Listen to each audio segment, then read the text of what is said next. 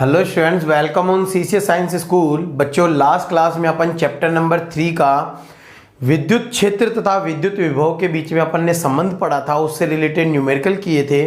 तो बच्चों, आज अपन इस चैप्टर के अंदर आगे टॉपिक पढ़ने जा रहे हैं जो अपने क्या है, विद्युत स्थितिज ऊर्जा।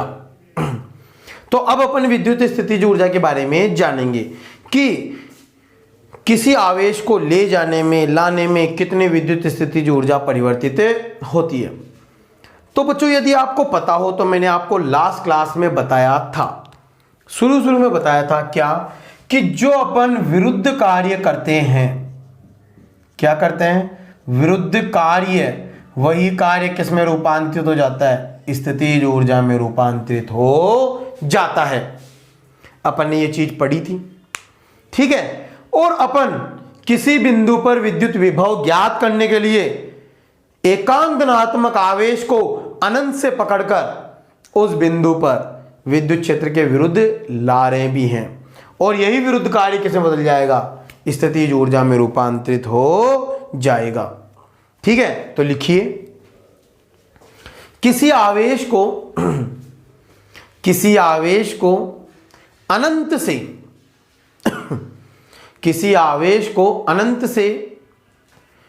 विद्युत क्षेत्र के विरुद्ध किसी बिंदु तक लाने में किया गया कार्य ही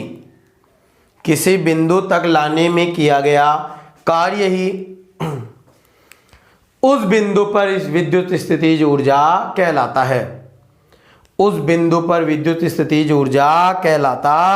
है। अर्थात किसी आवेशों के निकाय को अन्य आवेशों के विरुद्ध बनाने में किया गया कार्य, किसी आवेशों के निकाय को अन्य आवेशों के विरुद्ध बनाने में किया गया कार्य ही उस निकाय की स्थितिज ऊर्जा कहलाती है। ठीक है, तो बच्चों ध्यान देना, मैंने क्या कहा कि मान लो ये आपके कोई एक विद्युत क्षेत्र है, ठीक है। इस विद्युत क्षेत्र में आप इस P बिंदु पर स्थितिज ऊर्जा ज्ञात करना चाहते हैं, तो आप क्या करेंगे, किसी आवेश को पकड़कर अनंत से विद्युत क्षेत्र के विरुद्ध यहां पे लाओगे। ठीक है, विरुद्ध लाओगे, तो विरुद्ध लाने में किया गया कार्य, यानी कि अनंत से उस P बिंदु तक विरुद्ध लाने में किया गया कार्य ही उस बिंदु पर क्या कहलाएगा, स्थितिज ऊर्जा होगा। तो ये हो गया आपके, ये कार्य स्थितिज ऊर्जा कहलाता है, हो गया। तो अब अपन जानते हैं क्या, विद्युत विभव से। बच्चों, आप विद्युत विभव की परिभाषा पढ़ चुके हैं, क्या पढ़ा था, किसी बिंदु पर विद्युत विभव किसी आवेश को अनंत से विद्युत क्षेत्र के विरुद्ध उस बिंदु तक लाने में किए गए कार्य तथा उस आवेश के अनुपात को उस बिंदु पर विद्युत विभव कहते हैं। तो बच्चों, यदि यहां से मैं कार्य निकालूं तो अनंत से P बिंदु तक लाने में किया गया कार्य Q गुणा VP होगा कि नहीं होगा। तो इसको ये समीकरण 1 में रख दो। तो बच्चों, P बिंदु पर स्थितिज ऊर्जा किसके बराबर होगी, उस कार्य के बराबर होगी जिससे अपन उस आवेश को अनंत से उस बिंदु पर विरुद्ध ला रहे हैं, या फिर जिस आवेश को लाते हैं, ठीक है, यानी जिस आवेश को लाते हैं उस आवेश को उस बिंदु पर विभव से गुणा कर देते हैं। उस बिंदु पर विभव से गुणा करते हैं तो अपन को क्या मिलता है, विद्युत स्थितिज ऊर्जा होगी। तो बच्चों, ये हो गई बात। अब इसका मात्रक, विद्युत स्थितिज ऊर्जा का मात्रक होता है जूल। क्या होता है, जूल। और यदि पूछी जाए विद्युत स्थितिज ऊर्जा की विमा क्या होगी, कार्य के बराबर, और कार्य क्या होता है, m1L2T-2। हो गई बात, ठीक है। अब यहां पे सबसे इंपॉर्टेंट नोट नंबर 1 क्या है बच्चों, देखना। मैंने कहा 1 इलेक्ट्रोवोल्ट की परिभाषा, बताओ 1 इलेक्ट्रोवोल्ट क्या होता है। तो सर 1 इलेक्ट्रोवोल्ट तो आपने देखा कि किसी बिंदु पर विद्युत स्थितिज ऊर्जा Q इंटू वी, यदि Q आवेश यदि Q आवेश 1e यानी इलेक्ट्रॉन के बराबर आवेश कितना होता है 1.6 गुणा 10 के पावर माइनस 19, वह विभव हो 1 वोल्ट, तो बच्चों स्थितिज ऊर्जा कितनी होगी sir Q into V, Q बराबर 1eV यानी 1 इलेक्ट्रोवोल्ट यानी 1.6 गुणा 10 के पावर माइनस 19 जूल, यानी 1 इलेक्ट्रोवोल्ट में कितनी ऊर्जा होती है 1.6 गुणा 10 के पावर माइनस 19 जूल। तो बच्चों इसकी परिभाषा क्या बनेगी, इसकी परिभाषा बनेगी 1 इलेक्ट्रोवोल्ट की परिभाषा पूछता है अपने सिलेबस में है, तो सर 1 इलेक्ट्रोवोल्ट क्या कहलाता है, 1 इलेक्ट्रॉन के बराबर आवेश वाली वस्तु को 1 इलेक्ट्रॉन के बराबर आवेश वाली वस्तु को 1 वोल्ट से त्वरित करने पर उस पे उत्पन्न ऊर्जा ही क्या कहलाती है 1 इलेक्ट्रोवोल्ट कहलाती है। तो बच्चों मैंने क्या कहा, 1 इलेक्ट्रॉन आवेश के बराबर आवेश वाली वस्तु को 1 वोल्ट से त्वरित करने में ऊर्जा ही 1 इलेक्ट्रोवोल्ट कहलाती है। क्या कहलाती है बच्चों, 1 इलेक्ट्रोवोल्ट कहलाती है। हो गया। और मैंने कहा कि यदि आपको किसी निकाय की स्थितिज ऊर्जा निकालनी है तो क्या होगा, उस निकाय को बनाने में किया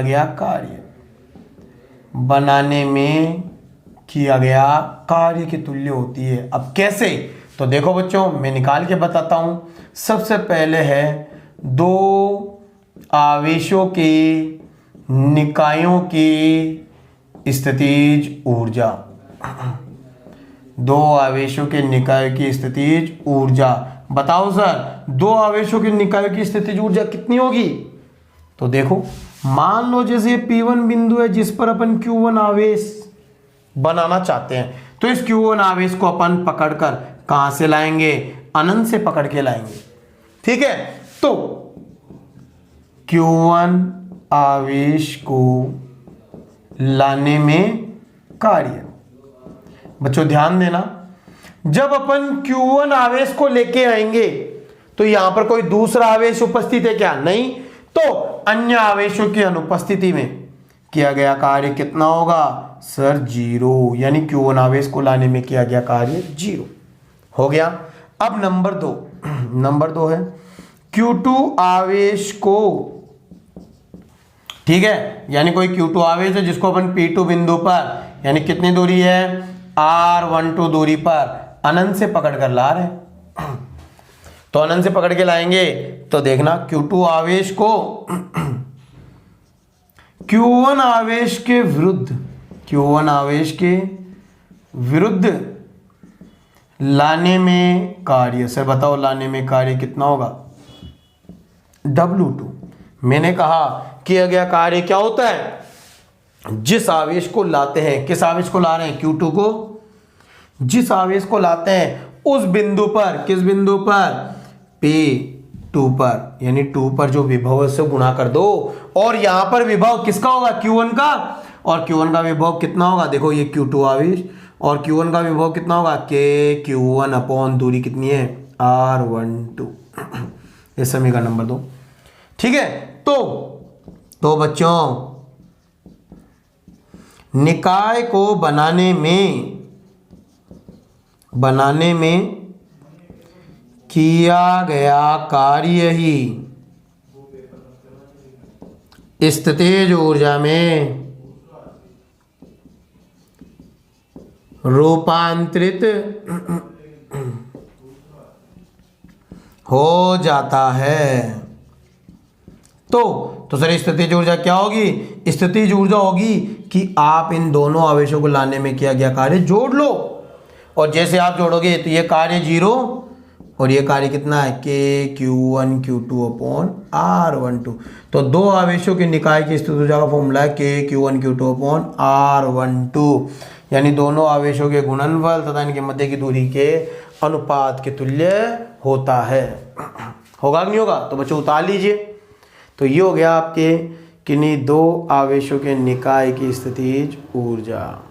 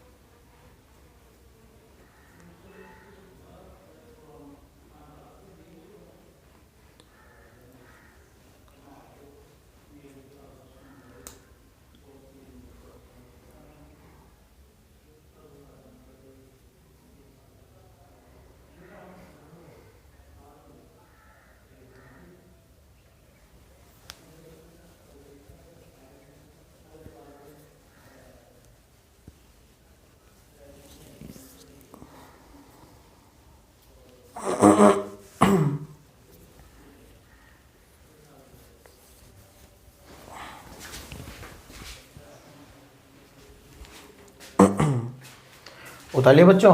तो ये हो गया आपके दो आवेशों के निकाय की स्थितिज ऊर्जा। अब अपन आगे देखते हैं इसी के अंदर तीन आवेशों के निकाय की स्थितिज ऊर्जा।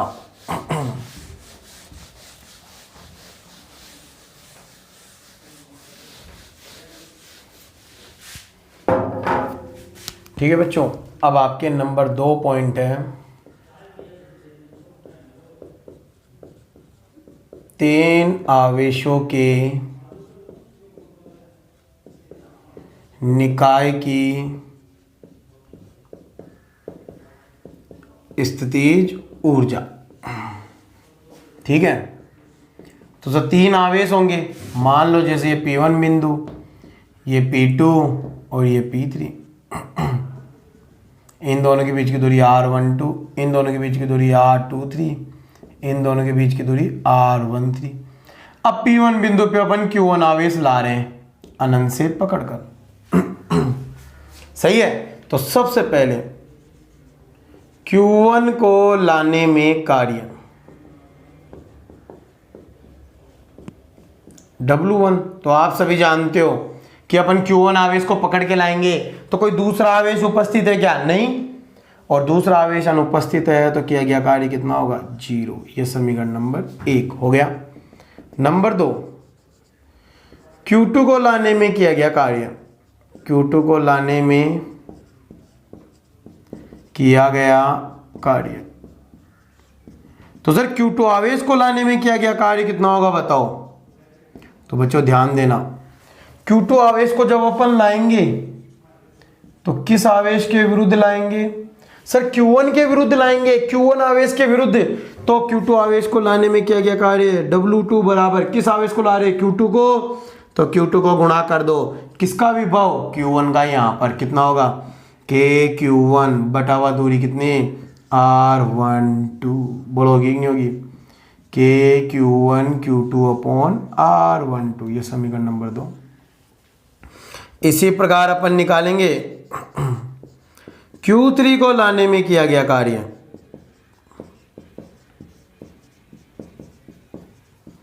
ठीक है, तो सर बताओ Q3 आवेश को लाने में किया गया कार्य कितना होगा।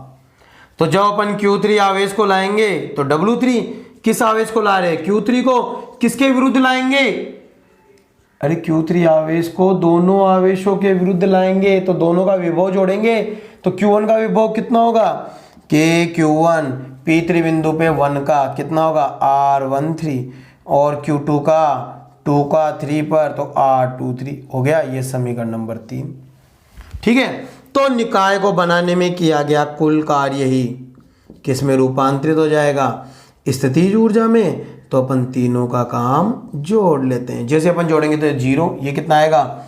तो देखो बच्चों, याद करने का तरीका, पहले का दोनों के सापेक्ष ले लो, KQ1 Q2 upon R12, KQ1 Q3 upon R13।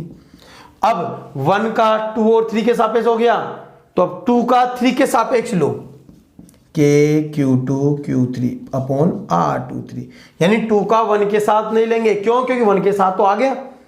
तो आपके इस प्रकार अपन 3 आवेशों की स्थितिज ऊर्जा का समीकरण भी उत्पन्न कर सकते हैं।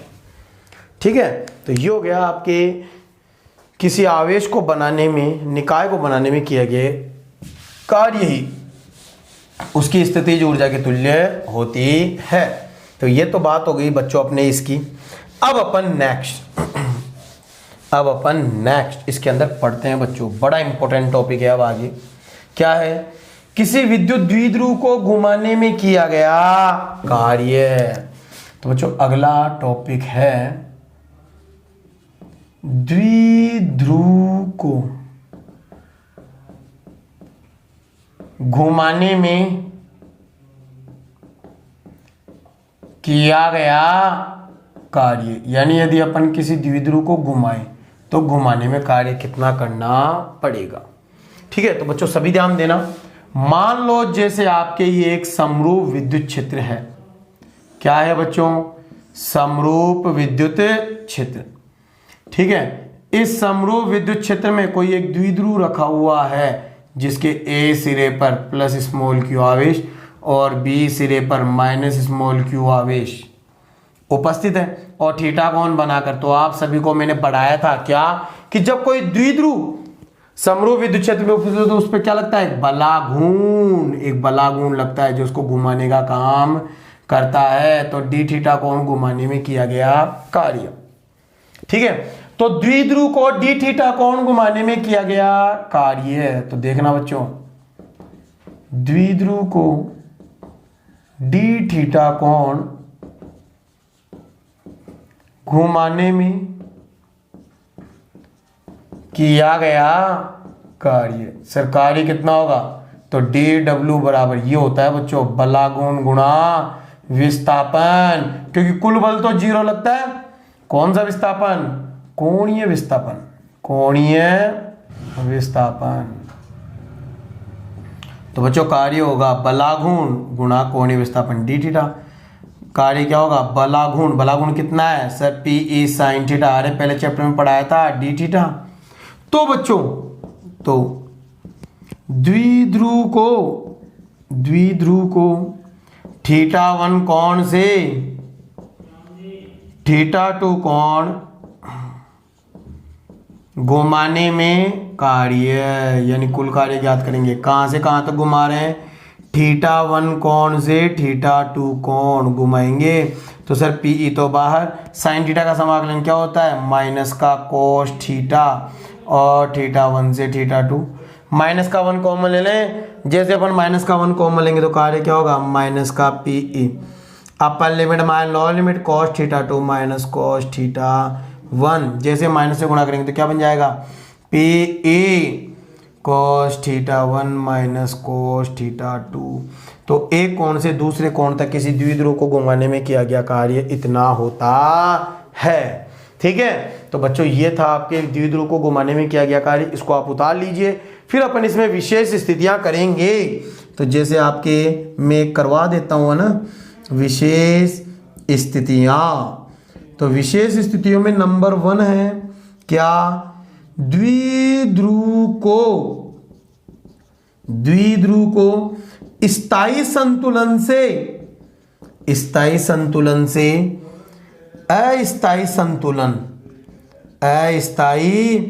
संतुलन तक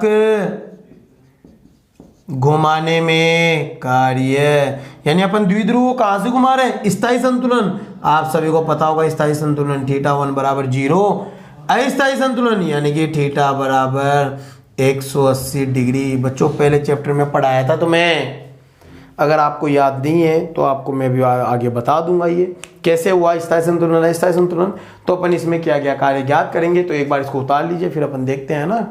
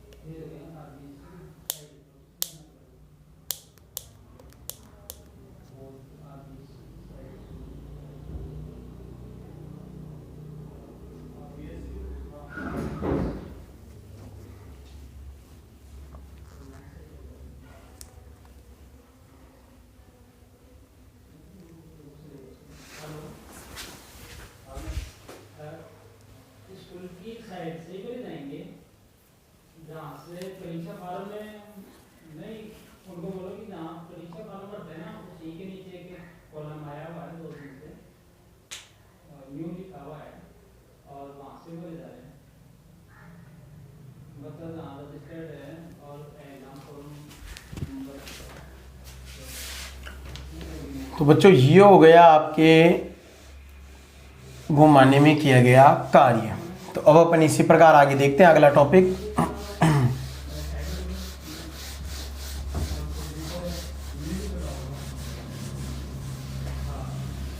तो मैंने बताया बच्चों द्विध्रुव को स्थायी संतुलन से अस्थायी संतुलन तक घुमाने में किया गया कार्य का फॉर्मूला था Pe cos θ1 0 माइनस cos θ2 180। तो cos θ1 cos 0 कितना 1 और माइनस 180 माइनस का 1 1 2 यानी 2Pe, इतना कार्य होगा। ठीक है, इसी प्रकार स्थिति नंबर 2 है क्या, स्थायी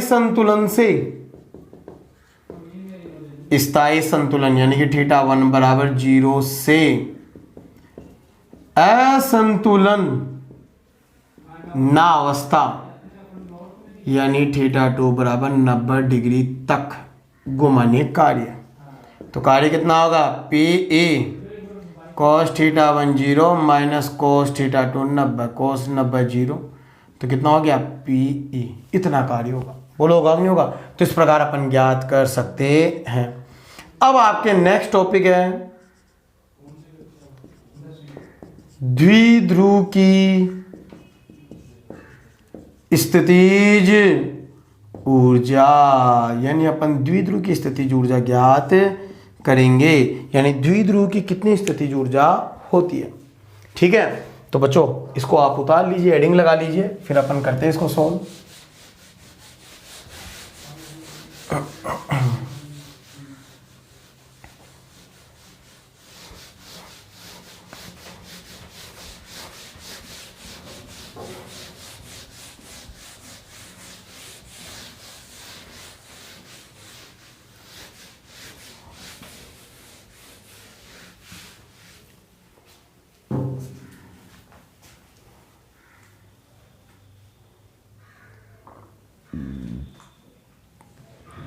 अगली हेडिंग लगा लेना द्विध्रुव की स्थितिज ऊर्जा।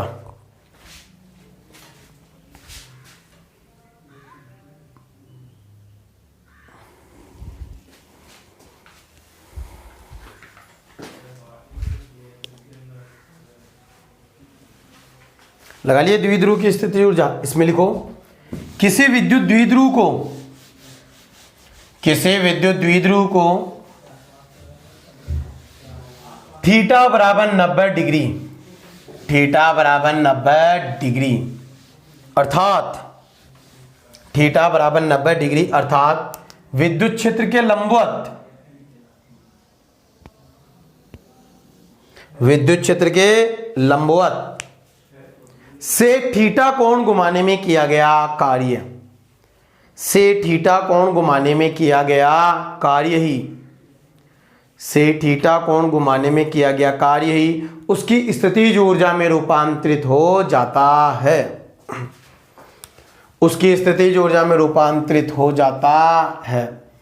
तो बच्चों मैंने क्या कहा, किसी विद्युत द्विध्रुव की स्थितिज ऊर्जा, उस द्विध्रुव को 90 डिग्री से कोण से थीटा कोण घुमाना है, यानी आप 90 डिग्री से थीटा कोण घुमा रहे हो, तो घुमाने में क्या गया कार्य पता है आपको, बला गुण गुना डी थीटा, तो क्या होगा P E sine theta into D theta.